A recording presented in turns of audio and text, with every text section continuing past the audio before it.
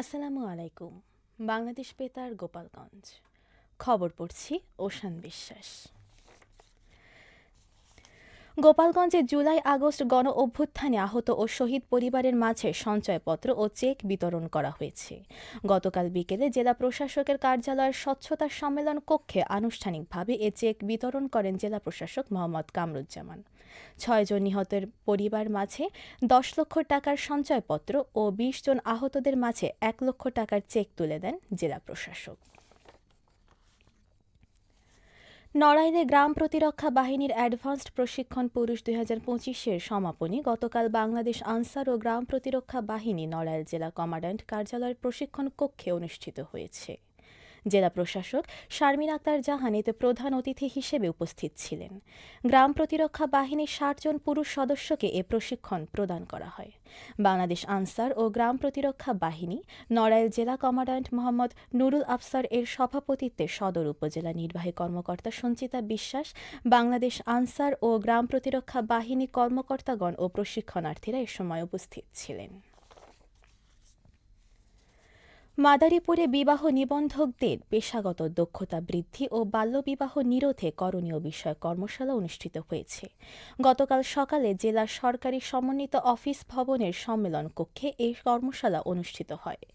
জেলা রেজিস্ট্রার অফিসের আয়োজনে কর্মশালায় সভাপতিত্ব করেন জেলা রেজিস্ট্রার মোহাম্মদ আমির হামজা। মাদারীপুর জেলা প্রশাসক মোসাম্মদ ইয়াসমিন আক্তার এতে প্রধান অতিথি হিসেবে উপস্থিত ছিলেন।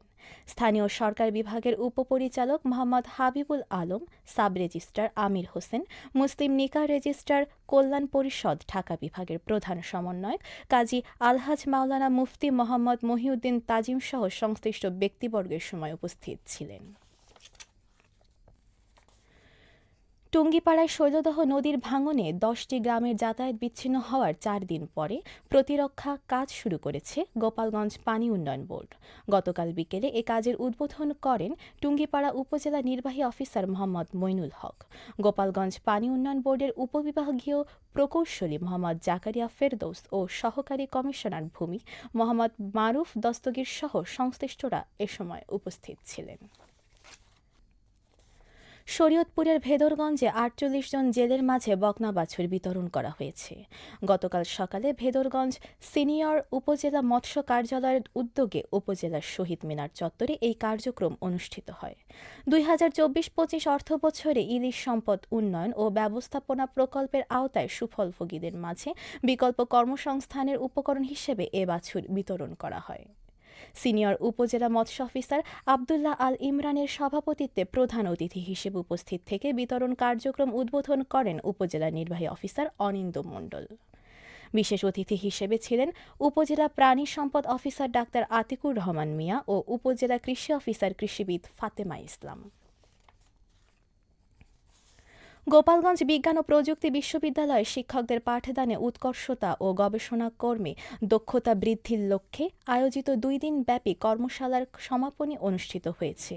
ইনস্টিটিউশনাল কোয়ালিটি অ্যাসুরেন্স সেল গতকাল কর্মশালা শেষে বিকাল ৪টায় বিশ্ববিদ্যালয়ের একাডেমিক ভবনে এই অনুষ্ঠানের আয়োজন করে।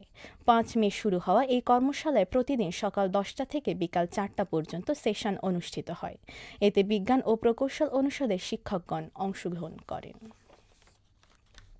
জাতীয় নাগরিক কমিটির মুখ্য সংগঠক দক্ষিণাঞ্চল হাসনাত আবদুল্লার উপর ন্যাক্কারজনক হামলার প্রতিবাদে গোপালগঞ্জে মানববন্ধন ও বিক্ষোভ মিছিল অনুষ্ঠিত হয়েছে। গতকাল গোপালগঞ্জ জেলা শাখার আয়োজনে স্থানীয় প্রেস ক্লাবের সামনে বঙ্গবন্ধু সড়কের উপর দাঁড়িয়ে ঘণ্টাব্যাপী মানববন্ধন কর্মসূচি পালন করে নেতাকর্মীরা। এ হামলার তীব্র নিন্দা জানিয়ে দোষীদের দৃষ্টান্তমূলক শাস্তির দাবি জানান তারা। পরে একটি বিক্ষোভ মিছিল বের করা হয়। মিছিলটি শহরের লঞ্চঘাট এলাকায় গিয়ে শেষ হয়।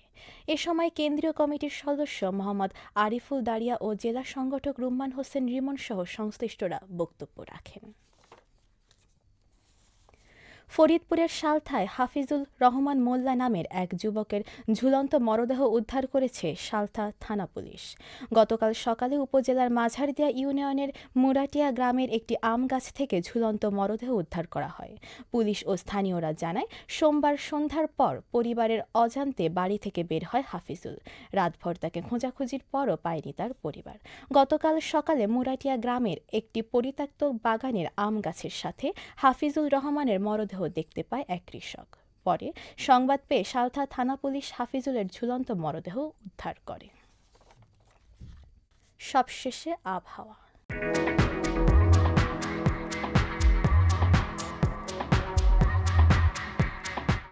আজ বেলা ১টা পর্যন্ত আবহাওয়ার পূর্বাভাসে বলা হয়েছে, দেশের অভ্যন্তরীণ নদীবন্দরসমূহের জন্য কোনো সতর্কবার্তা নেই এবং কোনো সংকেতও দেখাতে হবে না।